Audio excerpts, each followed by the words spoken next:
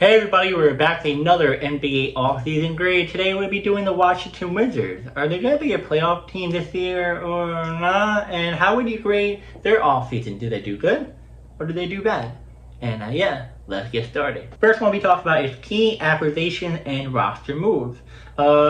Shifting trades, CJ McCollum, Kelly Olynyk, and Cam Whitmore arrived. Wizards pulled off a major three-team trade acquiring scoring veteran CJ McCollum, stretch big Kelly Olynyk, and rookie Cam Whitmore, known for his athletic upside, setting out Saddiq Bey, Jordan Poole, and a draft pick. Now, draft injection Trey Johnson adds playmaking firepower. With the number 6 overall pick, Washington selected 6'10" scorer Trey Johnson, securing a high upside perimeter creator for their rebuild. Kelly Olynyk traded to the Spurs. Just days later, Olynyk was dealt to San Antonio for a young guard, Malik Branham, Blake Wesley, and a 2026 second-round pick, continuing a clear pivot towards youth and flexibility. Waived Marcus Smart after buyout. Wizards agreed to a buyout with veteran Marcus Smart, who then signed the Lakers on a 2-year deal worth $11 million. Re-signed Marvin Bagley III.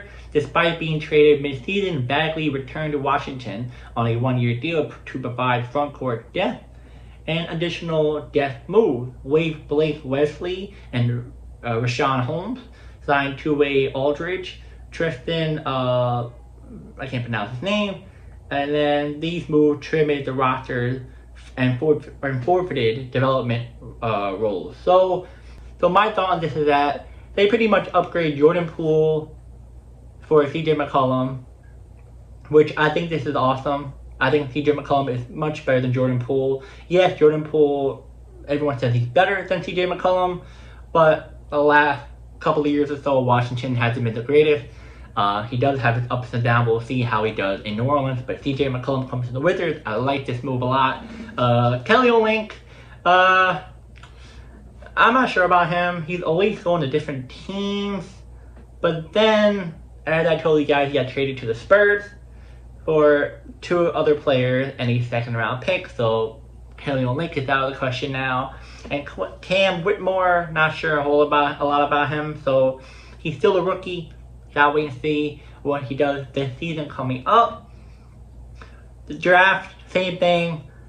Trey Johnson, and there's other players that got drafted by the Wizards. I'm not going to give you guys my thought on them because we have to see after the first couple of games so in the regular season. Summer League, not really going to tell you a whole lot about them until they actually get onto the floor for the All-Star veteran players. So we just got to hold off that information there. Like I said, Kelly Olynyk traded to the Spurs. Not really sure what the other 2 guys are going to be their roles for the Wizards. Branham and Wesley, I'm not really sure. But I like the second round 2026 pick. And then they waived Marcus Smart. I like Marcus Smart, but the Wizards aren't really in need for him. They were just doing that because of the trade last year in the middle of the season. So they just had to get something back. And they thought Marcus Smart would help some way or another, maybe push for a playoff, but pretty much not. But Marcus Smart goes to the Lakers on a 2-year deal worth $11 million, of course. I like the fact they bring back Marvin Bagley III. He's very talented. I can definitely see him do well with the Wizards. He did well with the Wizards for those games that he played for them. And I think he will maybe have a good, solid role for the organization. And then the additional stuff, same old. We just got to see what happens. Now, next up, cap flexibility and interesting outlook. Well, you said right here. Salary cap reset achieved. Buyouts and trades reduced salary obligations by over $8 million, bringing the Wizards more than $34 million below the luxury tax line, retaining $39 million under the first apron. They still hold a full taxpayer mid-level exception and 2 trade exception for future maneuverability.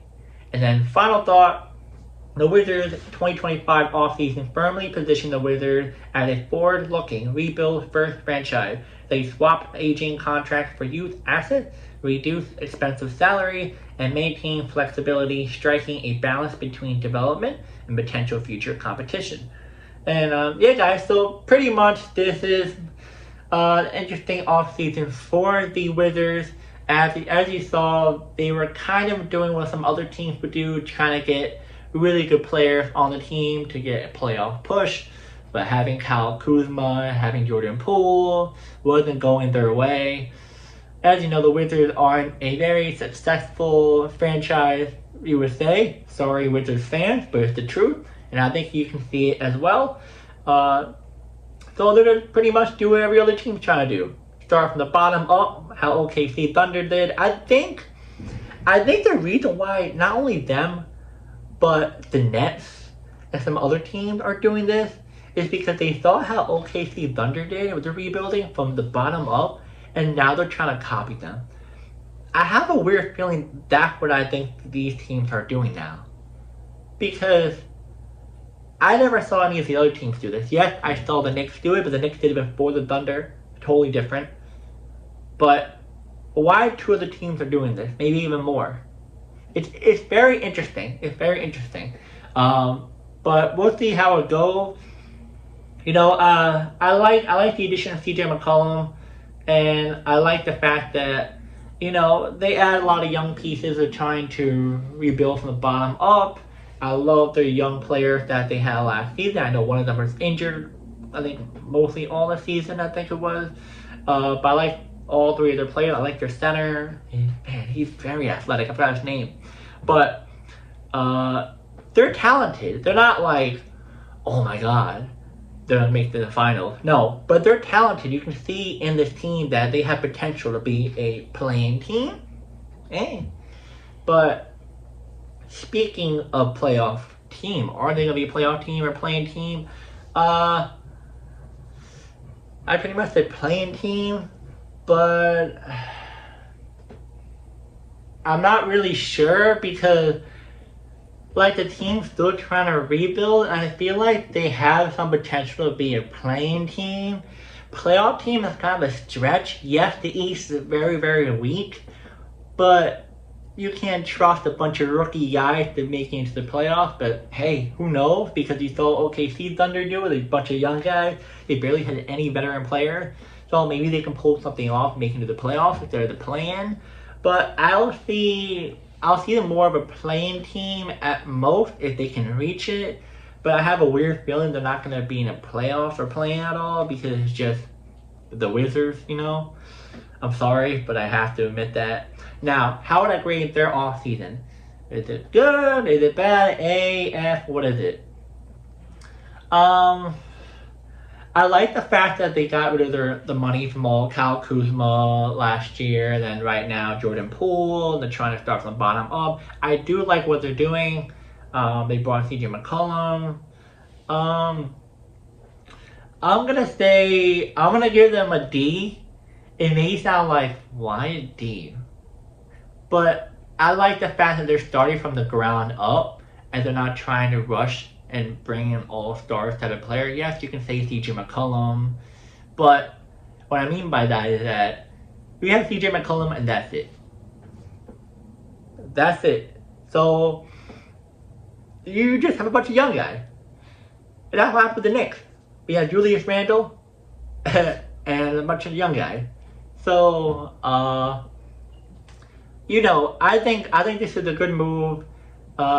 You can't grade them anything below that because, come on, they got rid of the money from the two contracts from Kyle Kuzma and Poole, and also Val. I should have mentioned him, his contract a little bit. But they got picks. They're trying to start from the bottom up. So I see this going pretty well for the Wizards. Now, if they're going to stay in this right path of doing this, who knows? Sometimes they have little hiccups and they want to compete and then they end up falling backwards again. Who knows? I'm not really a fan of the Wizards GM, the owner. I don't know what they're doing. But right now, if they keep it this way, they start little by little, step by step, I'll be very happy and very, very confident in this organization going forward, but right now I just gotta see after this year and moving on and see if they do it step by step. And yeah, guys, comment down below. How would you grade their offseason? A, being really good, S, being really bad, or somewhere in the middle? And also, are they gonna be a playoff team or not? I feel like some of you might be like, maybe, because of how the weak the East is. But let me know. It'll be a playoff team, playing team, or maybe NBA Finals. That would be crazy. But yeah, I'll see you guys next video.